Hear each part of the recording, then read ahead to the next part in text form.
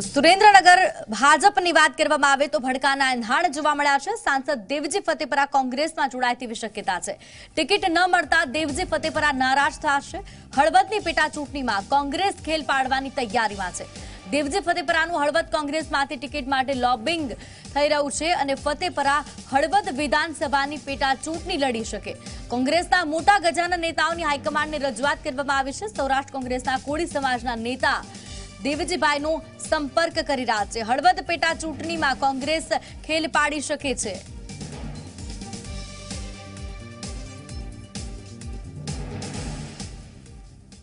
તો સાથે અમારા સંવાદદાતા સત્યમ હંસોરા મારી સાથે જોડાયા છે। સત્યમ, સૌરાષ્ટ્ર કોંગ્રેસના કોળી સમાજના નેતા દેવજી ફતેપરા કે જેઓ સુરેન્દ્રનગર બેઠક ન મળવાથી નારાજ છે, હળવદ પેટા ચૂંટણી કોંગ્રેસમાંથી લડી શકે તેવા સમાચાર મળી રહ્યા છે। શું વધુ વિગતો?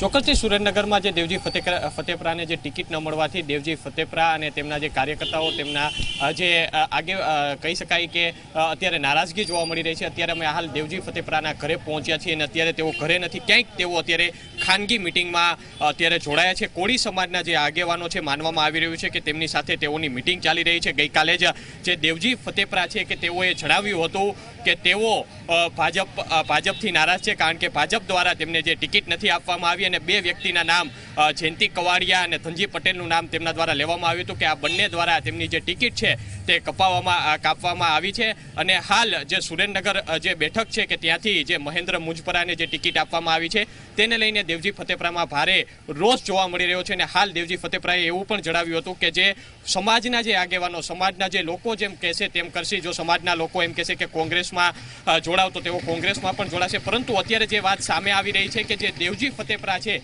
તે કોંગ્રેસમાં જોડાઈ શકે છે, કારણ કે હળવદ વિધાનસભાની જે બેઠક છે તે અત્યારે ખાલી છે, કારણ કે ત્યાં પક્ષ પલટો થયા હોવાથી ફરી એક વખત પેટા ચૂંટણી થશે। તો કે એવી વાત સામે આવી રહી છે કે કેટલાક જે કોંગ્રેસના જે આગેવાનો છે, કેટલાક કોંગ્રેસના જે નેતાઓ છે તે પણ દેવજી ફતેપરા છે તેના સંપર્કમાં છે। હાલ અત્યારે દેવજી ફતેપરા ક્યાં છે તે કોઈને ખબર નથી, તેમના પરિવારજનો પણ તેમનાથી અજ્ઞાત છે કે તેઓ અત્યારે ક્યાં છે, પરંતુ માનવામાં આવી રહ્યું છે કે તેઓ કોંગી નેતાઓ અને જે સમાજના આગેવાનો છે તેની સાથે બેઠક કરી રહ્યા છે અને રણનીતિ ઘડી રહ્યા છે કે તેઓએ શું નક્કી કરવું। હવે આવા સમયે ભાજપ આ ડેમેજ કંટ્રોલ કરવામાં ડેમેજ કંટ્રોલ કરી શકે છે કે તે એક જોવું રહેશે। જી સત્યમ, દેવજી ફતેપરાની જ્યાં સુધી વાત છે તો તેમના મત વિસ્તારમાં પણ થોડી ઘણી નારાજગી તેમના વિરુદ્ધ જોવા મળી। તેમના પર જે કેસ ચાલી રહ્યો છે તે પણ કારણ હોઈ શકે।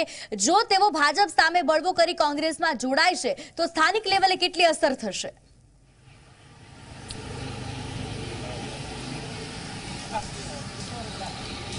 ચોક્કસથી સ્થાનિક લેવલે ખૂબ જ મોટી અસર થશે, કારણ કે દેવજી ફતેપરા હાલના સાંસદ છે તે પણ એક મહત્વની વાત છે। બીજી મહત્વની વાત એ છે કે તેઓ કોળી સમાજમાંથી આવે છે અને કોળી સમાજમાં પણ તેમનું ખૂબ સારું એવું પ્રભુત્વ છે। અને હવે જ્યારે આવા સમયે તેઓ ભાજપ છોડીને જ્યારે કોંગ્રેસનો સહારો લે તો એ ખૂબ જ મોટો ફટકો ભાજપને પણ પડી શકે છે। ત્યારે ભાજપ માટે પણ આ એક પડકાર સમાન રહેશે કે દેવજીભાઈ ફતેપરાને તેઓ મનાવે છે કે કેમ। અને જો દેવજીભાઈ ફતેપરા ભાજપની વાત નથી માનતા અને કોંગ્રેસમાં જાય છે તો ભાજપ માટે ખૂબ મોટો ફટકો રહેશે। અને જે મહેન્દ્ર મુંજપરા કે જેઓને ટિકિટ આપવામાં આવી છે કે તેમના માટે ખૂબ જ આ બેઠક પર જીત હાસિલ કરવી મોટી ચેલેન્જ રહેશે। જી બિલકુલ સત્યમ, આભાર વાતચીત બદલ। તો આપણે આગળ વાત કરીએ, સુરેન્દ્રનગરથી દેવજી ફતેપરા નારાજ જોવા મળી રહ્યા છે, પરંતુ તેઓ હળવદ કોંગ્રેસમાંથી ચૂંટણી લડે તેવી પણ શક્યતાઓ છે, કારણ કે લોકસભામાં તેમની ટિકિટ કપાતા તેઓ ભાજપથી નારાજ જોવા મળ્યા। તેમણે બગાવતી સૂર પણ કર્યા હતા અને કહ્યું હતું કે સમાજ કહેશે તો ભાજપમાંથી રાજીનામું પણ હું આપીશ।